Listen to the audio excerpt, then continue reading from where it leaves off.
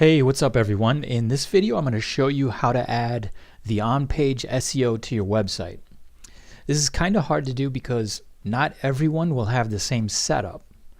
A lot of WordPress themes have built-in SEO options, so that means if you're looking at a different theme than I am, you won't see the same exact thing that I'm seeing.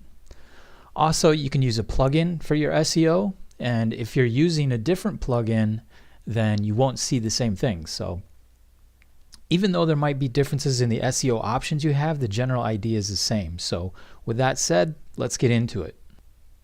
I'm using a theme with built-in SEO options, but if you're using a plugin like WordPress SEO, you'll enter the info pretty much the same way. It's just a little more difficult setting it up.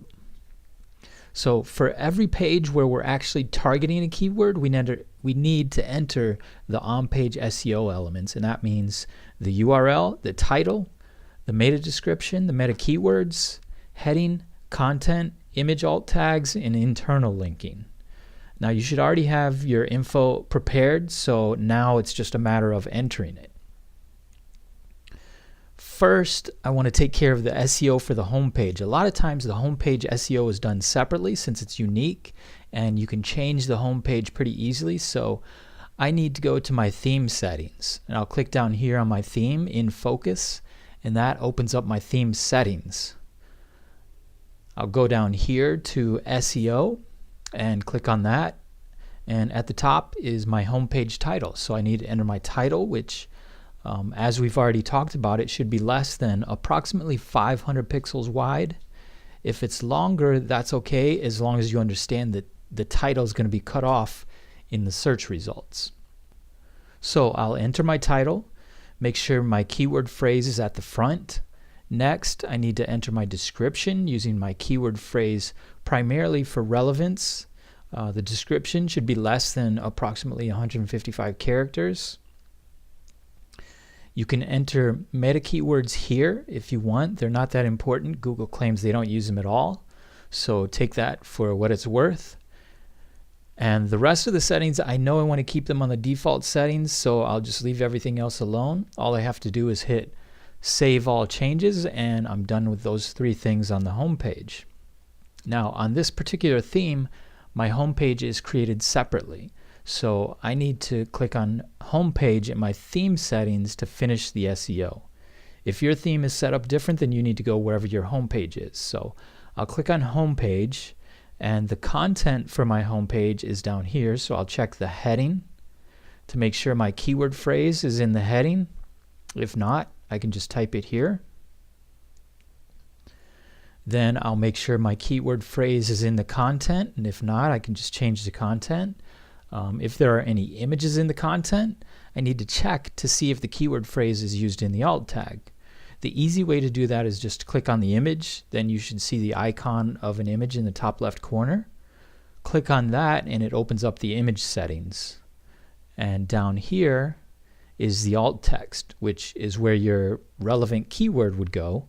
So I could type my keyword phrase here, then click Save, and that's it. The only other thing which is more useful for blog pages is internal linking. Internal linking is just using anchor text to link to pages where you're targeting a specific keyword. I'll show you how to do that when we edit it, when we go into a blog post. So let me just click Save All Changes. Then I can go to the home page and make sure that the changes took effect. So here's the home page. The title is up here. And it's actually better to see if I open it on a different browser because Chrome doesn't display up here. So here's the home page. The title's correct. The heading is down here. It's correct. I can look at the code to see the description. And if you're using Chrome, you can go to View, Developer, and Source in Firefox. Just hit Command U on a Mac if you're using a Mac. Look for the meta description, and the content should be between the quotes. If you can't find it, you can just use the find function on your browser. So like Command F if you're using Mac, and just type in meta or description and it'll find it for you. So we can see the description is there and it's correct. Now the home page is a bit different, so let me open up a blog post and I'll show you how to do the SEO for every page other than the home page. It doesn't matter if it's a blog post or a page, it's basically the same process. So I'll click on posts over here, then I'll click on blog post number 2 to open it up in the editor, and here we go. Now the SEO info for a page or a post will be down here below the editor. Depending on how many options you have with your theme, it could be way down at the bottom of the page or it could be closer up towards the actual editor. Either way, we're looking for the SEO info where it says title, description, and keywords. Now all I have to do is enter the info. The title goes here, and this title overrides the title up here. If you don't use the SEO options, this title will be used, but when you complete the SEO title down here, it overrides the title at the top. It can be a little bit different for posts and pages for the heading. Not the title, but the heading. So remember that on post, this title is also the heading, but for pages, it's not. So on blog post, you want to put your heading up here and your title in the SEO title. For a page, you'll have to add the heading in the actual editor. So after the title, I'll enter the description down here, and then enter the keywords if you want to use keywords. Then go back to the top, and this is a blog post, so I want to put my heading here.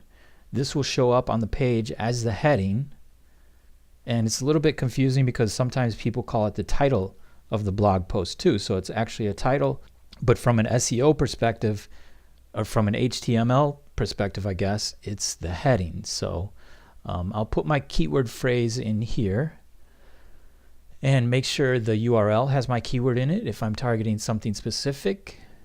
Check the content, make sure the keyword is in the content a couple times.